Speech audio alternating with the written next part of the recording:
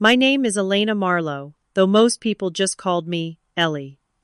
I'm 33 years old, and on Mother's Day, I learned what family truly meant nothing. That afternoon, my entire family gathered around the polished oak table, silverware gleaming, roses in crystal vases, a cake that read, "World's Best Mom." They raised their glasses to celebrate her. She looked across the table, her smile fading the second her eyes landed on me. Then, in front of everyone, my mother leaned back in her chair and said the words that cracked through me like glass. "You're the disappointment I never should have had." The laughter continued around her, like no one heard it, or maybe they just agreed. My brothers clinked glasses. My sister kissed Mom's cheek. I sat silent, my plate untouched, my throat burning. But what none of them knew not a single one at that table suspected, was that I carried a secret. I wasn't empty. I wasn't useless. I wasn't broke. 3 weeks earlier, on another quiet Sunday, I had slipped a crumpled bill into the hands of an old homeless woman selling lottery tickets on the corner. Her eyes were tired, her hair silver and tangled, her hands shaking in the cold. It was Mother's Day coming, and something in me couldn't walk past. I bought the last ticket in her pile and gave her the rest of my change. That worthless scrap of paper turned into something they could never imagine, $8 million. And while they toasted to the perfect mother, I planned the perfect reckoning. If you're watching this right now, tell me where you're tuning in from. And before I tell you how I turned Mother's Day into a day my family will never forget, don't forget to like and subscribe for more true revenge stories. I grew up in a house where love was handed out like party favors. Everyone got a piece, except me. My brothers were praised for their trophies, their charm, their loud, shining personalities. My sister was doted on like a porcelain doll, every stumble of hers softened by applause. And me? I was the shadow in the corner, the quiet one, the afterthought. I still remember the sound of my mother's voice when teachers called home. "Ellie? Oh, she's fine, I suppose. Not like her brothers, not like her sister. She's just there." Words like that don't fade. They take root. Father wasn't better. He measured worth in noise and spectacle. The louder you laughed, the more he loved you. I was never loud. I was never enough. There were family portraits where I was literally cropped out. Once, Mom ordered enlargements of our Christmas photo to hang on the wall.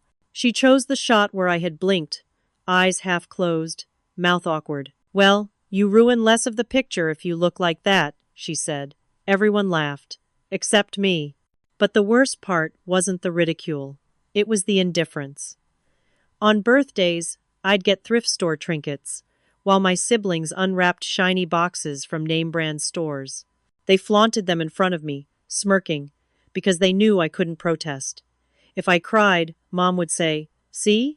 She's too sensitive, always playing the victim." There was only one place I felt seen. The cracked wooden fence at the back of our yard. That's where Daniel Carter, the boy 3 years older next door, used to lean over and toss me an apple or a joke. His house was small, his family modest, but he carried a kind of quiet decency my own home never did. He noticed when I'd linger outside after a fight.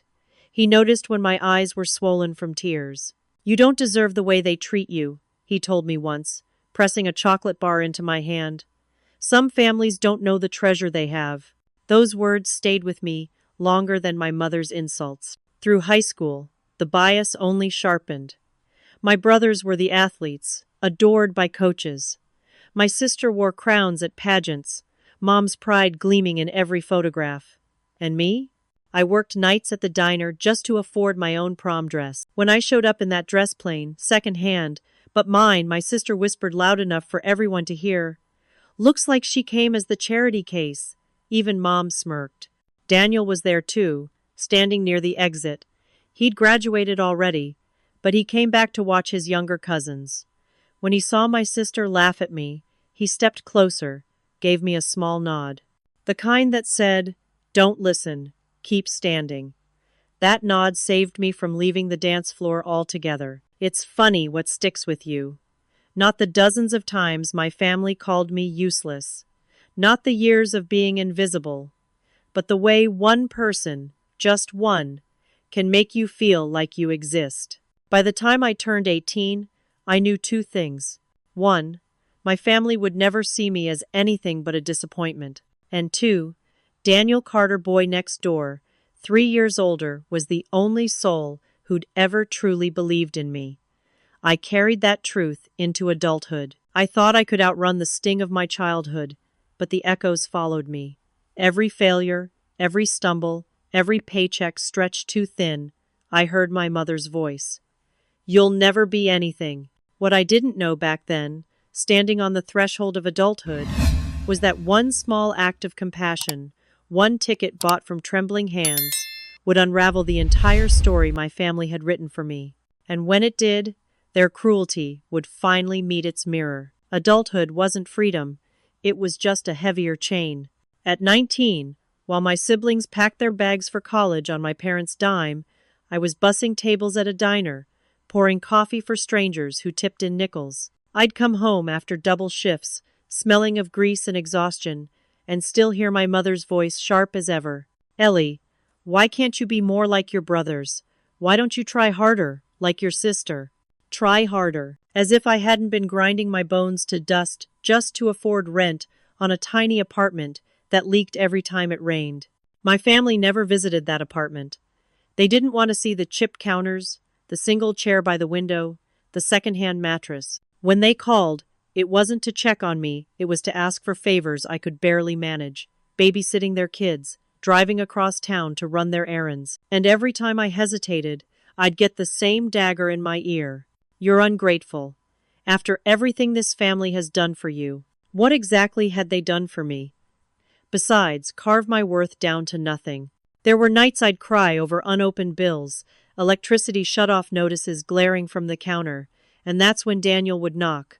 Always Daniel. He was 22 by then, working construction, hands rough from lifting steel beams, shoulders sunburnt from long days under the sky. He'd show up at my door, holding takeout boxes, or an extra grocery bag. You look like you haven't eaten, he'd say casually, leaving the food on the counter like it was nothing. But it wasn't nothing, it was everything. Once, when my old car broke down on the highway, and my own father told me, "Figure it out, Ellie, I'm busy." Daniel drove 40 miles in the middle of the night just to tow me back with his pickup. "You can't keep letting them treat you this way," he muttered, fixing the engine in his driveway with grease up to his elbows. I laughed bitterly. "What choice do I have?" He looked at me, serious, the way only he could. "You have more than you think. One day, you'll see it." But at that point, all I saw was exhaustion. I stitched together 2 jobs, waitressing by day, cleaning offices by night. The money barely covered rent, let alone medical bills when I got sick. Once, running a fever so high I could hardly stand, I begged my mother for help. Just $50. Her response? A clipped. "Ellie, stop being dramatic. We're not your safety net." Then she hung up. I curled up on my couch that night, clutching a damp towel to my forehead, shivering. Hours later, Daniel showed up with medicine and soup. He sat across from me, worry etched in his face. "You shouldn't have to beg for scraps from people who don't care," he said softly. His words lingered, though I pushed them aside. At that time, I couldn't believe anything better was possible. Years passed in the same rhythm. Me scrambling, my family sneering, Daniel steady as a shadow. My brothers flaunted their new cars. My sister, her designer purses. My parents boasted at family gatherings about our successful children. And when someone asked about me, "Oh, Ellie, she's surviving, I suppose." That word surviving cut deeper than failure. Failure means you tried. Surviving means you never even mattered. Still, I kept going, because what else could I do? Until one gray afternoon, walking home from work, I saw her, an old woman sitting on the curb, shoulders hunched beneath a ragged coat, holding a stack of lottery tickets with trembling fingers. Her face was weary, but her eyes reminded me of my mother's, years ago, before cruelty hardened them. It was almost Mother's Day. My wallet held nothing but a few crumpled bills, barely enough for groceries, but something inside me cracked. I bought her last ticket, and I pressed the rest of the money into her palm. Keep it, I told her. For food. For warmth. She whispered, "Bless you, child," as if I'd given her the world. I thought I was walking away, empty-handed. I didn't know I was carrying the seed of a fortune. It was a Tuesday evening in early May, the kind of night when the city air felt heavy, the streets coated in dust and fatigue. Mother's Day was just a few days away, and the world seemed painted with pink cards and bouquets in shop windows. I couldn't afford even a cheap carnation for my mother, not that she would have appreciated it, but the reminder of what I lacked pressed in on me everywhere I walked. That's when I saw her. She was sitting cross-legged on the sidewalk near the bus station, her back bowed, a bundle of gray hair falling loose around her weather-worn face. In her lap was a stack of lottery tickets, most already bent and smudged. She looked too tired to even call out, just holding them up with shaking hands, waiting for a mercy that never came. People streamed past her, their heels clicking against the pavement, eyes averted. I stopped. Maybe it was the sag in her shoulders, or the faint resemblance to the mother I used to wish I had, the one who might have cared for me if cruelty hadn't become her language. Maybe it was the irony of it being so close to Mother's Day, and here was a woman who looked like she had mothered a lifetime of sorrow. I checked my wallet. 8 crumpled dollars. Barely enough for a few loaves of bread, maybe bus fare for the week. My stomach-twisted logic told me to walk away, but compassion clawed harder. "I'll take the last one," I murmured. Her eyes flicked up, watery and stunned, as though I'd offered her a kingdom. I pressed all the bills into her hand, not just the ticket price. "Buy yourself something warm," I told her. She clasped my fingers with surprising strength. "Bless you, child. May fortune find you." I almost laughed at the irony. I slipped the ticket into my coat pocket and forgot about it until the weekend. It wasn't until after another grueling shift at the diner, with grease in my hair and the echo of my mother's voice telling me I'd never be more than a burden, that I pulled it out, more to distract myself than anything.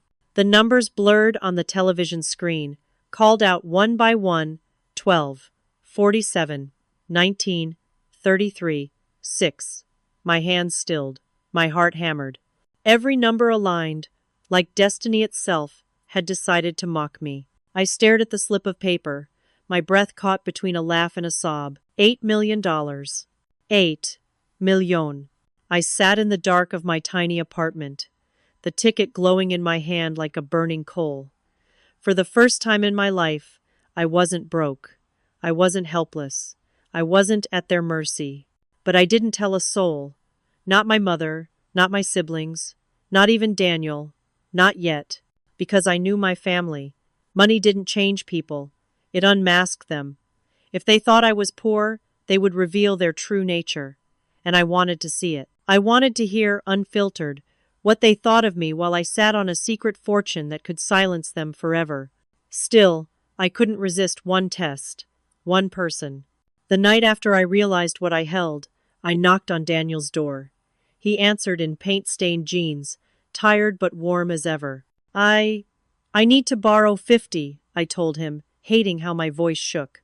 He didn't ask why. He didn't sigh or roll his eyes. He just reached for his wallet and pressed the bills into my palm. "Don't worry about paying me back," he said softly. "I know things are rough. You don't have to go through it alone." I almost broke then, almost told him everything. But instead I just nodded, clutching the money I didn't need, and whispered, "Thank you." That night, I realized something deeper than the fortune in my drawer. Daniel's kindness had been steady all along, not bought, not borrowed. It was the only thing real in a life built on cruelty. And so, I made my choice. I would keep the 8 million a secret for now. I would let my family prove who they really were. And when the truth came crashing down, Mother's Day would never taste sweet again. The strangest part of having $8 million was how nothing looked different. My apartment still leaked when it rained. The fridge still hummed its lonely song at night. My shoes still had holes in the soles. Outwardly, I was the same Ellie scraping by, invisible. And that was exactly how I wanted it. I knew better than to tell my family. The second they caught even a whiff of my fortune, they'd circle like vultures. They already treated me like the family's punching bag when I had nothing. What would they do if they thought I had everything? So, I hid it. The ticket was locked away in a safety deposit box, the account numbers memorized but never spoken. I went to work like nothing had changed. Waitressing, scrubbing floors, nodding through customers who barely looked at me. But inside, a fire burned. For the first time in my life, I wasn't desperate. I had options, and with those options came a dark, simmering patience. I could wait, I could watch, I could let them expose themselves. And they did quickly.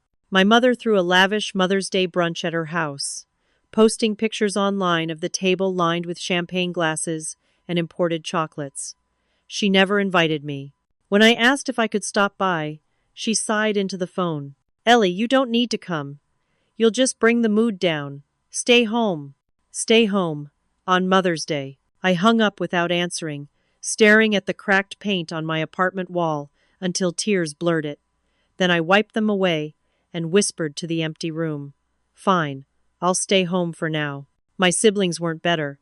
One brother called, bragging about the new truck Dad helped him finance. The other posted about a Caribbean vacation. My sister flashed diamond jewelry on her feed, writing captions about how hard work pays off.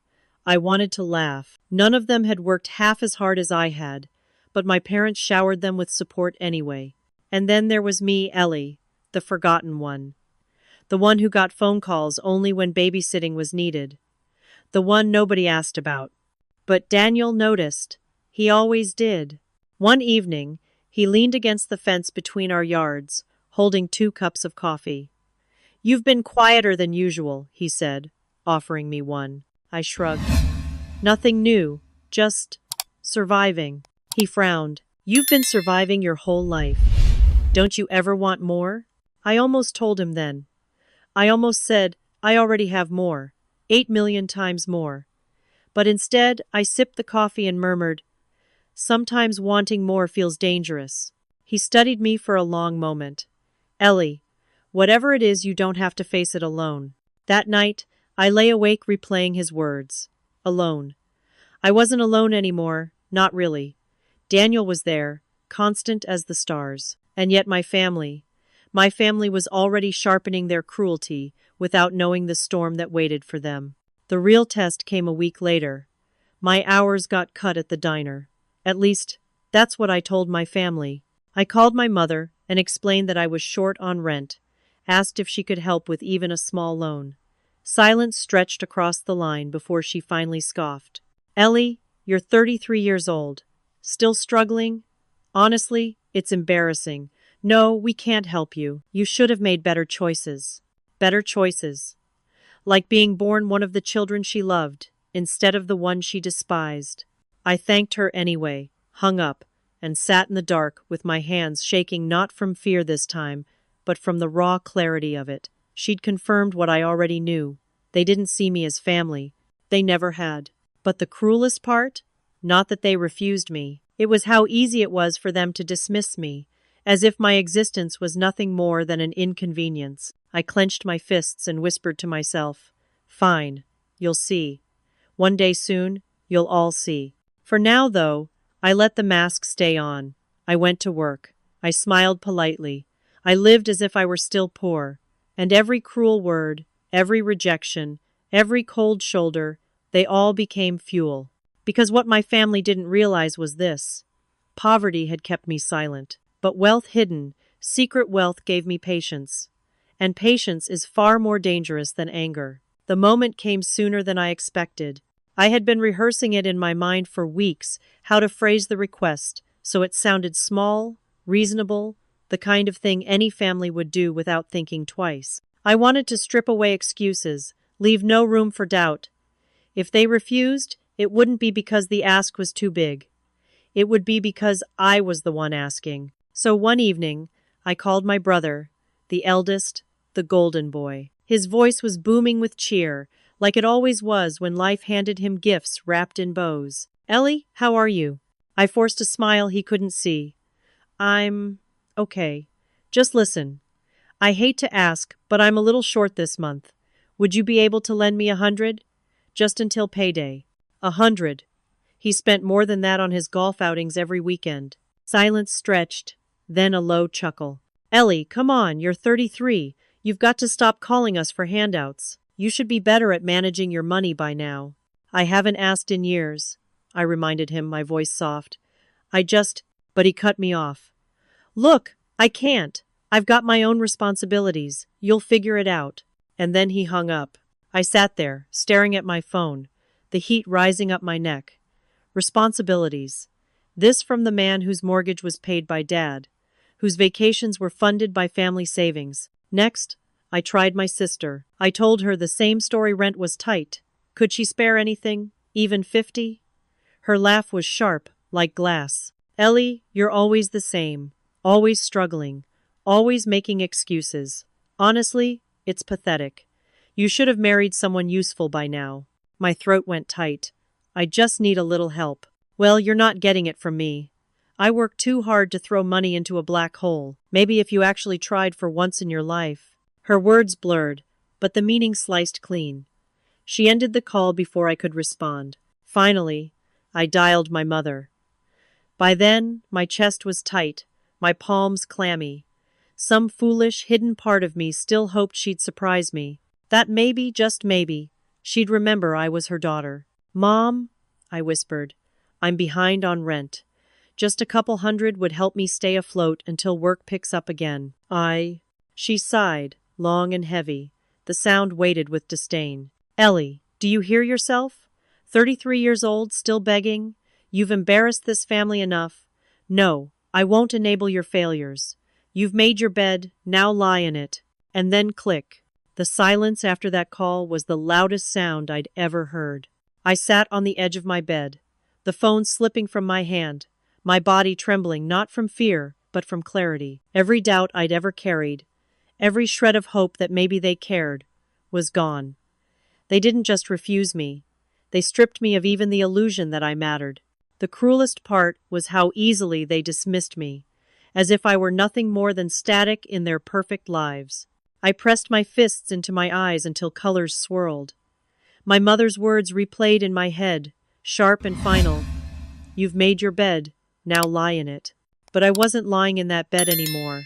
Not really, because folded in a locked box at the bank was a truth they could never erase. $8 million. I didn't need their help. I never would again. And in that moment, something inside me hardened, solid as steel. They thought I was powerless. They thought I was disposable. They thought I was still begging. But what they didn't know was that I was writing their downfall, one cruel rejection at a time. Later that night, Daniel stopped by. He found me sitting on the porch steps, staring at nothing. You look like hell, he said gently, lowering himself beside me. I tried to laugh, but it cracked. Family stuff. He didn't push. He just slipped a folded bill into my hand. Don't ask questions. Don't argue. You need it more than I do. I stared at him, the weight of the irony pressing into my chest. My own flesh and blood had turned their backs, and here was Daniel, 3 years older, just a neighbor, never once obligated, offering without hesitation. In that instant, I knew the truth. Blood didn't mean loyalty. Kindness did. And one day soon, I'd make sure my family saw that truth too. The night after my mother's rejection, I couldn't sleep. Her words, "You've made your bed, now lie in it," echoed against the walls of my mind. I replayed every call, every sneer, every clipped dismissal. My family hadn't just refused me, they had erased me. And yet, even in that hollow darkness, kindness found me. The next morning, I dragged myself to the diner. My shifts had been cut, but I still picked up what hours I could. By noon, I felt like a ghost walking, carrying plates I couldn't afford to eat from. That's when I saw Clara. Clara was a coworker, older than me by 10 years, with hands rough from scrubbing pans and a back bent from endless hours on her feet. She was poorer than I pretended to be, and yet when she saw me slumped at the counter on break, she slid her sandwich across the table. "Eat," she said firmly. "You look half dead." I shook my head. "It's yours."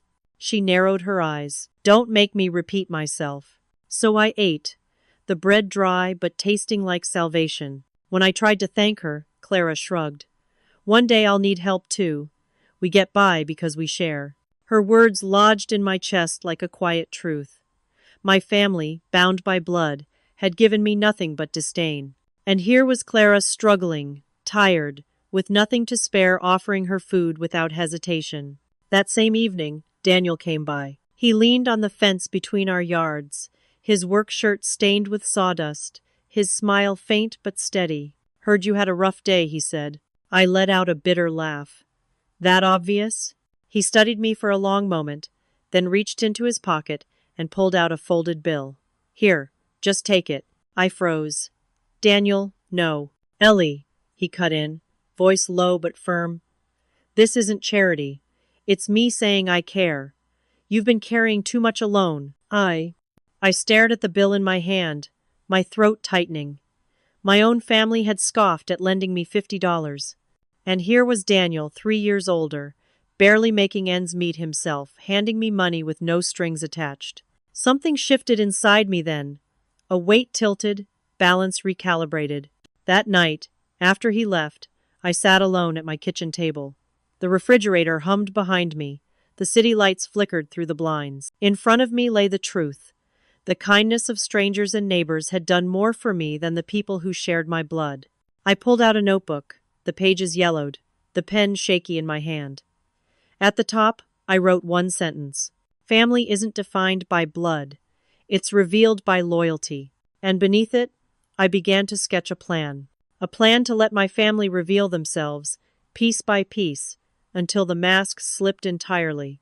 A plan to hold the mirror up to their faces. A plan that would end on a day they thought belonged to them, Mother's Day.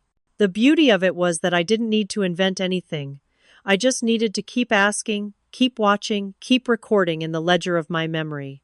Every cruel word, every selfish shrug, every moment of dismissal, they were all chapters in a story I would one day read back to them. But for now, I stayed quiet.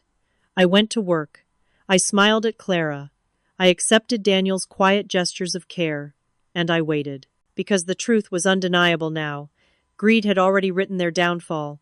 All I had to do was turn the page. And when the page turned, I would be ready with $8 million at my back and loyalty at my side. Mother's Day arrived cloaked in sunshine, the kind of May afternoon that makes everything look sharper, crueler. My family's house gleamed with fresh paint, the lawn manicured within an inch of its life. Cars lined the driveway, my brother's shiny trucks, my sister's new SUV, all monuments to the support they'd been handed, the support I'd been denied. Inside, laughter bubbled, glasses clinked, roses sprawled across the table, pink and red, their scent thick enough to choke. A banner stretched across the wall, celebrating the world's best mom. I stood in the doorway, uninvited but not unwelcome enough to be thrown out, not yet. The chatter dimmed as I entered, their eyes sweeping over my plain dress, my tired shoes. My mother's smile faltered for just a beat before she rearranged it into politeness. "Oh," she said, her voice dripping with practiced sweetness. "You came." I swallowed hard. "Of course, it's Mother's Day." "Oh?" She waved toward an empty chair at the far end of the table, as though positioning me at a distance could shrink my presence. I sat, hands folded in my lap, as my siblings showered her with gifts. A diamond bracelet, a designer handbag, a vacation voucher. She beamed, tears sparkling in her eyes, and then her gaze found me again, sharp as a blade. "Ellie, did you bring anything?" The room went quiet, expectant. My throat tightened. I thought of the lottery ticket, the 8 million locked away. I thought of the old woman's trembling hands, Clara's sandwich, Daniel's folded bill, and I smiled. "Yes," I said, standing slowly. "I brought the truth." They blinked, confused laughter breaking out. "What on earth does that mean?" my brother scoffed. I reached into my purse and pulled out a small, folded paper. Not the winning ticket that was safe where it belonged, but a photocopy, proof enough. I laid it gently on the tablecloth, between the roses and the champagne glasses. "This," I said, voice steady, "is the reason I don't need your money. The reason I'll never beg you again. 3 weeks ago, I bought a lottery ticket. It was the last one an old homeless woman had. I bought it with the last of my change, and it won." Silence. Absolute, stunned Silence. My sister's eyes darted to the paper, scanning the numbers, her breath catching. My brothers leaned forward, mouths open. My mother's fork clattered against her plate. "How much?" she whispered. $8 million, I said. The words dropped into the room like a grenade. Gasps, then a flurry of voices. "You're lying. 8 million? Why didn't you tell us?" I lifted my chin. "Because I wanted to see who you were without it. And now I know." My mother's face went pale, then flushed crimson. Ellie, this is ridiculous. You can't keep something like that from your family." And I laughed, low and sharp. "Family? You mean the people who refused to lend me $50? The people who called me useless, a burden, a disappointment? The ones who celebrated without me, who told me to stay home because I ruined the mood?" Their silence was answer enough. "You didn't know I was sitting on 8 million, I continued, voice shaking but fierce. "You just knew I needed help, and every single one of you turned your back."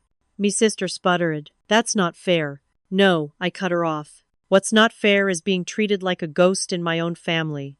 What's not fair is being told I should have never been born, while you drown in gifts and praise.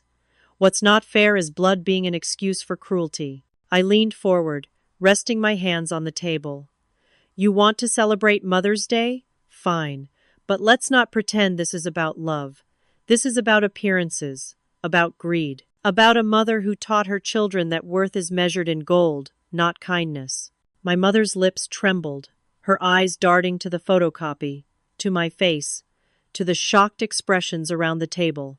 For once, she had no words. I straightened, my pulse roaring in my ears. $8 million. That's what I have, and not a cent of it belongs to you. The room erupted, my brothers talking over each other, my sister protesting, my mother's voice rising, desperate, furious. But through it all, I felt something I hadn't felt in 33 years. Power. For the first time, I wasn't the one begging. I wasn't the one being dismissed. I was the storm they never saw coming. And as their voices tangled, I smiled, a small, cold smile that silenced them all. "Eat your feast," I told them softly. "Drink your champagne, celebrate your illusions, because today isn't just Mother's Day anymore. It's the day everything changes." The silence that followed my words didn't last long. First came the disbelief. My eldest brother leaned forward, snatching the photocopy with a rough hand. His eyes darted back and forth, scanning the numbers, his lips moving as though he needed to sound them out to believe them. 8 million, he muttered, almost reverent. Then came the denial. "This has to be fake," my sister snapped, her manicured nails tapping the table like a drumbeat. "Ellie can't even pay her rent. There's no way she's sitting on millions." I raised an eyebrow. "Why does that surprise you so much? Because you only know me as the person you could trample? The one you could laugh at?" Her mouth opened, then shut again, caught between outrage and realization. And then inevitably the greed surfaced. "Ellie," my mother said, her voice suddenly sugar, sweet, every trace of disdain wiped away. She reached across the table, her fingers brushing mine as though we'd always been close. "Darling, you should have told us sooner. We could have helped you manage it. 8 million is a lot for one person. Families share." I pulled my hand back, her touch burning like acid. "Families care before the money shows up." My second brother jumped in, his grin too wide, too eager. "Think about it, Ellie. We could invest together. I know people. We could triple it in no time." "Triple what?" I asked flatly. "The loyalty you never gave me?" His grin faltered. My sister leaned closer, her eyes glossy. "Ellie, I was hard on you, I admit it. But that's just sisters, you know. Deep down, I've always loved you." I laughed, sharp and bitter. "Loved me? Was that when you called me a charity case at prom? Or when you told me I should have married someone useful by now? Remind me again where the love was hiding." Her face drained of color. I turned to my mother, the woman at the center of it all. "And you remember telling me I was the disappointment you never should have had? That I embarrassed the family just by existing?" She flinched, her eyes darting to the roses on the table, the banner on the wall, anywhere but me. I leaned forward, my voice low but carrying. You all thought I was begging, that I was nothing. But what you didn't know is that I was listening. Every word, every insult, every rejection I held on to them. And now here we are. The room was suffocating with tension. Their faces, once smug with superiority, now contorted with desperation. My family wasn't celebrating Mother's Day anymore. They were circling me, hungry wolves realizing the sheep had teeth. Ellie, please, my mother whispered, her tone cracking. You know I didn't mean those things. I was just frustrated. You're my daughter. Of course I love you. I shook my head slowly. Love isn't cruel. Love doesn't vanish when asked for help. Love doesn't measure worth in gifts or trophies. For a moment, no one spoke. The weight of truth pressed down heavy, filling the room with the bitter stench of their hypocrisy. Then my eldest brother broke the silence, his voice sharp with impatience. All right, enough.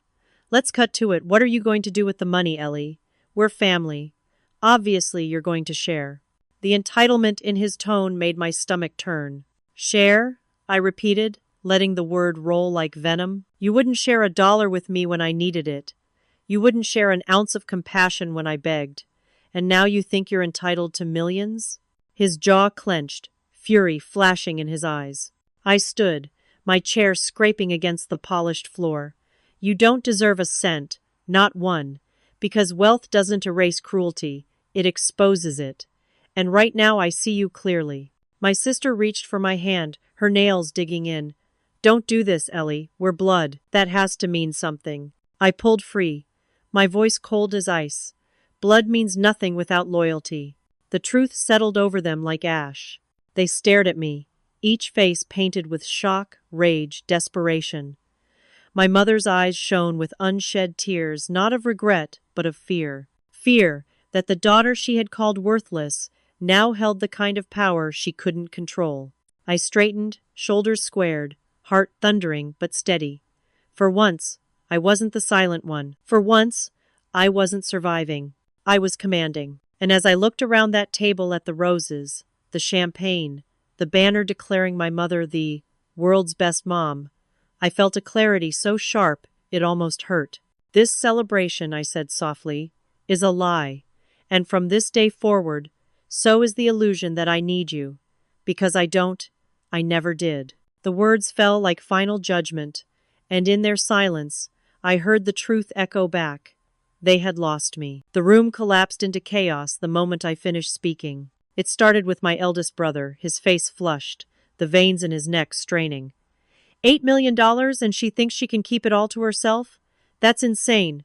We're family. His fist slammed against the table, rattling the champagne glasses until one toppled, spilling gold liquid across the white cloth. My sister shot up from her chair, pointing at him. Don't you dare raise your voice at me. If anyone deserves a share, it's me. I've always been the one supporting Mom. You two barely lift a finger. Supporting Mom? My second brother barked, laughter edged with venom. You mean leeching off her attention? Flaunting your designer junk? Don't act like you've ever worked for anything. My mother tried to interject, her voice trembling but sharp. Stop it, all of you. We need to think rationally. Ellie. She turned to me, her expression desperate. You'll let me manage it, won't you? I know how to handle money. We can set it aside for the family, for all of us. I shook my head slowly, almost pitying her. You didn't manage compassion when I needed it. You don't get to manage my fortune now. Her lips parted, but before she could respond, my sister snapped. Of course you'd say that, Mom. You've always had favorites. Don't think I don't notice how much more you've given the boys. Maybe this is karma. I know. The boys erupted, voices clashing, accusations flying. Years of favoritism, of hidden resentments, of jealousies long buried, came pouring out like poison. You got the car, remember? Dad bought it for you. And you got the down payment on your house? And you don't even start, you've been spoon-fed your whole life. It was grotesque, watching them unravel. The roses on the table wilted in the heat of their anger, the banner on the wall drooping at one end, its cheery lie collapsing just as their unity did. I stood there, detached, as though watching a play unfold. For years, I had been the scapegoat, the outsider, the forgotten shadow. Now, without lifting a finger, I was the match that revealed the tinder of their greed. My sister's voice rose above the rest, shrill and shaking. She owes us. She owes all of us. Without this family, she'd be nothing. I turned, finally speaking, my tone cutting through their noise like a blade. Without this family, I already was nothing. And still, I survived. 8 million didn't make me strong. Your cruelty did. And now, it's all you have left. Their arguments faltered, eyes snapping to me, fury mingling with something else, fear. Because in that moment, they saw it clearly. I wasn't theirs to control anymore. I wasn't begging. I wasn't even listening. I picked up my purse, slinging it over my shoulder with deliberate calm. Enjoy your feast, I told them softly. You've been feeding on each other for years. Now you can do it without me. Ellie, wait, my mother cried, half rising from her chair. Don't leave like this. We can fix it. We're still family. I met her gaze, steady and cold. Blood doesn't bind when the heart has severed. Family isn't what you claim at the table, it's what you show when someone is starving. Her face crumpled, but I didn't look back as I walked out. Behind me, the shouting continued, voices tangling, siblings clawing at each other for a fortune they would never touch. Outside, the air was cool, the sky painted with the fading light of evening. I stepped onto the porch, inhaling deeply, and felt the strange calm of a storm already past. Inside that house, greed was devouring them alive. I didn't need to raise a hand. Their punishment was already written in their own voices. Daniel was waiting by the curb. He hadn't been inside, but from the noise spilling out, he didn't need details. His eyes searched mine. You okay? For a moment, the weight of it all pressed heavy against my ribs. Then I nodded. I'm free. And as we walked away together, the sound of their bickering faded behind me, swallowed by the night. The days after Mother's Day felt surreal.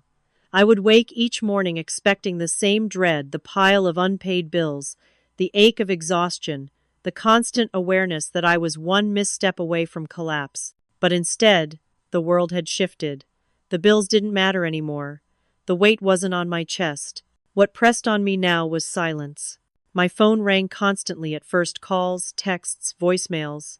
My siblings alternating between sugar and venom. Ellie, let's talk. We can work something out.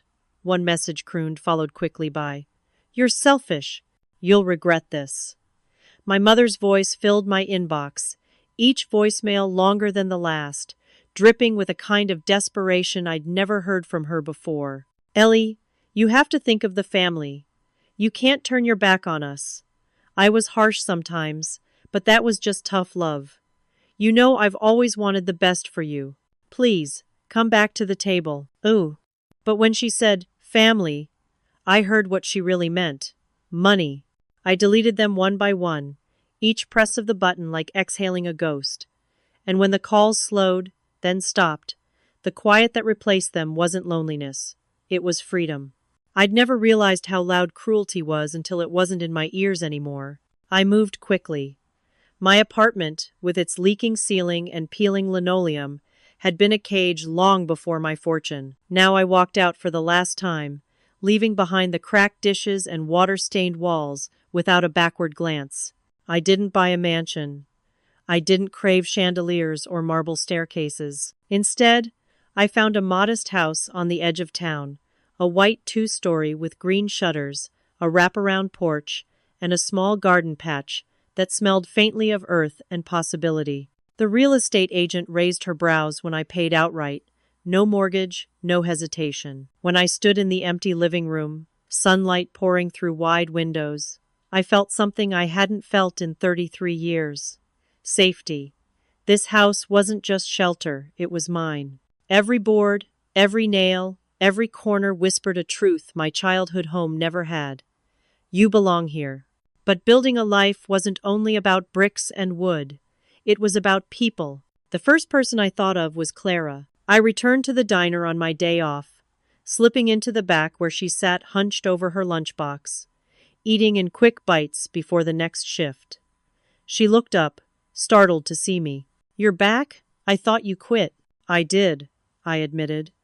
But I needed to see you. Before she could question it, I slid an envelope across the table. She frowned, suspicious, until she opened it. Her hands froze, eyes wide at the thick stack of $100 bills. Ellie, what is this? Did you rob a bank? I laughed, shaking my head. Number call it. A thank you. For the sandwich. For seeing me when no one else did. Tears spilled before she could stop them. Ellie, I can't take this. It's too much. It's not enough, I cut in gently. It'll never be enough, but take it anyway. You've given me more than you know. She pressed the envelope to her chest, her shoulders shaking. For the first time in years, I saw someone look at me not with pity, not with disdain, but with gratitude. That moment etched itself into me deeper than any check I could sign. And then there was Daniel. He'd always been steady, my quiet anchor, the one who never asked for more than I could give. After Mother's Day, he didn't push. He didn't ask about the money, even though I knew he'd heard the whispers. He just showed up fixing the squeaky gate at my new house, hauling a box of groceries onto the porch, sitting beside me with 2 mugs of coffee like he always had. You don't owe me explanations, he said once when I stumbled over words, trying to justify the sudden changes in my life. You've carried too much for too long. If this is your time to breathe, then breathe. We fell into a rhythm. I painted the walls of my new house. He helped patch the roof. I tried cooking meals that didn't come from microwaves. He teased me gently when I burned the first batch of biscuits. The evening stretched into long conversations on the porch, the crickets humming, the stars sprawling wide above us. It was in those moments that I realized money had bought me freedom, but Daniel was the one giving me belonging. One night, weeks later, I invited him over for dinner. I had set the table carefully, lit candles I found in the back of a cupboard, and cooked a meal that miraculously was edible. He laughed when he tasted it, mock clutching his chest. Ellie Marlowe cooking something that doesn't come from a can? Miracles do happen. I rolled my eyes but smiled, warmth blooming in my chest. After we ate, we drifted onto the porch again, the night air soft and cool. The silence stretched between us, but it wasn't heavy. It was the kind that hums with something unspoken. Daniel, I said quietly, you know, you were the only one who gave without asking. Even when I had nothing, you never treated me like less. You saw me. He turned, his eyes searching mine, steady as always. Maybe that's because you were never less. You just needed someone to remind you. The words sank deep, filling cracks I hadn't realized were still raw. I didn't say anything more, but when his hand brushed mine on the armrest, I didn't pull away. It wasn't fireworks. It wasn't sudden. It was steady, gentle, inevitable, like water wearing down stone. Meanwhile, my family spiraled. I didn't answer their calls, but whispers reached me anyway, neighbors talking, small-town gossip, finding its way to my ears. My siblings were fighting, turning on each other, blaming one another for pushing me too far. My mother tried to hold them together, but without me as their scapegoat, the cracks widened until there was nothing left but shards. For years they had feasted on my silence. Now, starved of it, they devoured themselves. I thought it would satisfy me more, watching them unravel, and part of me did feel vindicated, but another part felt detached. Their downfall wasn't my victory. It was just proof that greed always eats itself alive. Instead, I turned my energy elsewhere. I set up donations under anonymous names, the homeless shelter where I'd met the old woman, the food bank Clara sometimes relied on, even scholarships at the local school for kids like me, the ones written off as invisible. Each act of giving was a thread stitching me back together. I wasn't just rich. I was finally choosing who I wanted to be. And in those choices, I saw the future unfolding, not with my family's shadows clawing at me, but with Daniel's steady presence beside me. One evening, near the first anniversary of that fateful Mother's Day, I stood in my garden, planting roses. Daniel knelt beside me, dirt on his hands, laughter in his voice as he teased my clumsy gardening. The sun dipped low, painting everything in gold. When we paused, leaning back on our heels, I looked at him, the man who had once leaned over a fence to hand me an apple, who had driven 40 miles to rescue me on a dark highway, who had given me $50 without blinking when he thought I was drowning. Family betrayed me, I whispered, the scent of roses thick in the air. But maybe I found something better. He met my gaze, his hand brushing mine. Sometimes family isn't blood. Sometimes it's the one who chooses to stand beside you no matter what. His words settled over me, soft but unshakable. And in that moment, I knew. The 8 million had given me freedom. But Daniel, his loyalty, his kindness, his steady presence, had given me something far rarer. Home. Mother's Day would never be sweet again, not in the way Hallmark imagined it. But it no longer tasted of bitterness alone, because from that day forward, I carried with me a truth sharper than any fortune. Love doesn't come from blood, it comes from choice. And for the first time in my life, I wasn't alone. That was my story. On Mother's Day, the day meant to celebrate love, I discovered that family isn't always defined by blood. Sometimes, blood can be the coldest thing of all. $8 million didn't change who my family was, it just revealed them. Their greed, their cruelty, their silence when I needed them most. But kindness came from unexpected places. A tired woman on the street who sold me the last ticket with trembling hands. A coworker who gave me half her lunch when I had nothing. A neighbor, Daniel, who had seen me since I was a child, and who kept showing up, quietly, with no demands, no strings. Money gave me freedom, but loyalty gave me something far more precious, belonging. And that is the kind of wealth you can't buy, no matter how many zeros sit in your bank account. So if you're watching this, I want you to think about something. Who in your life has stood by you when you had nothing? Who gave without asking, without expecting, and who only shows up when they smell fortune? Because at the end of the day, money doesn't change people. It unmasks them. What would you do if you had $8 million? Would you forgive the family who turned their back on you? Or would you choose the ones who proved their loyalty when you had nothing? Tell me in the comments below. I want to hear your thoughts. And if stories like this resonate with you, tales of betrayal, hidden truths, and unexpected revenge, make sure to like this video, subscribe to the channel, and hit the notification bell so you never miss the next one. Because sometimes silence breaks. Sometimes the forgotten rise. And sometimes revenge isn't about hurting others, it's about finally choosing yourself.